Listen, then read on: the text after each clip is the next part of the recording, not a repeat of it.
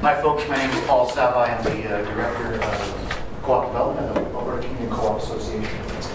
And I'll talk to you very quickly about a few things that are happening on co-op, some of it which will feed right into what we just heard as well too.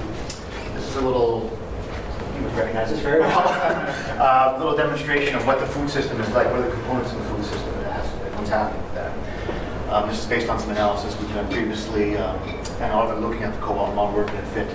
One must say that with the industrialization of the food system, there's been an evisceration to some extent of the local food industry infrastructure. It's been centralized, it's been commoditized, and it's been taken away from local for the most part.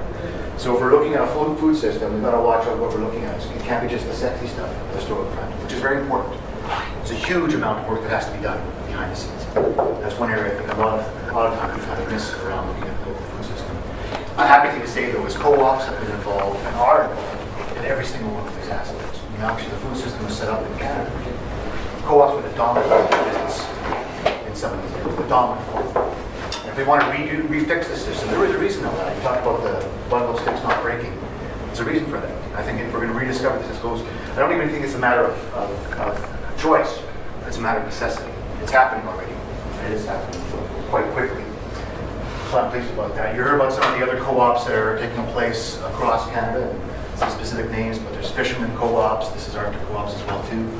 Co-op stores here in Canada. Some of them are getting a bit more local than the existing ones. Some are pushing it a bit more. Some are not. In the UK, in particular, there's a big strong movement around that. UK co-ops, retail stores in the UK are the largest purveyor of fair trade food in the world, and they're also going very local as well too.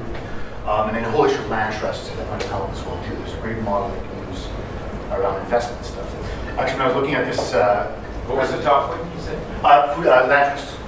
Land trusts. Land trusts. Yeah, co-op land trusts. So you can actually set up residences around, concentrated residences around sectors of land where you can use, the majority of land is still used for agriculture while having lower footprint of residences on that same land. Are those in the UK? Some of these are the UK, yeah.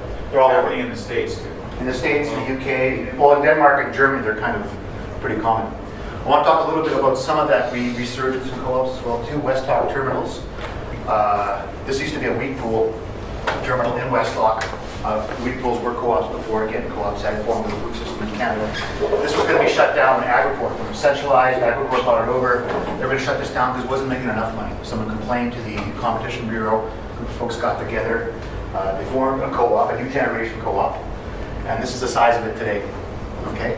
Within 8 years, they Agriport wanted to shut it down because they had built a new grain terminal in Edmonton, and it wasn't making enough money. They wanted all the farmers in Westlock 90 kilometers away to drive to Edmonton.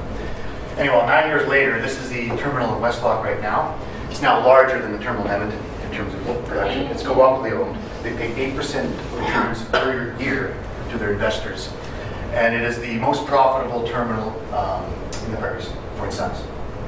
So extremely well. So the co-op model works. When anybody says it's a business model that doesn't work, just, it works. Got that. Sorry, didn't get it done. Another process I'm involved in is something called unleashing local capital. And another term we're using for about it is barn raising in the 21st century. Communities used to be built by cooperation. They always were. The communities to come together, they have to have cooperation and collaboration. We talked about that. So we've started a process called Unleashing Local Capital, which is looking at kind of reviving barn raising in the 21st century. And it's setting up community investment funds, which are RSP eligible, a key issue, that can support investments in local food infrastructure or whatever kind of local business you want. Were you know about the organic milk co-op in Nova Scotia? I forgot, I just heard one as well. Oh, I gotta go quick.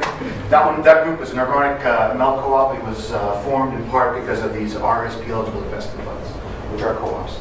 And you can do this in any province in Canada. Just last week we were talking to lawyers. It was a matter of where the comma was in the sentence in the tax code.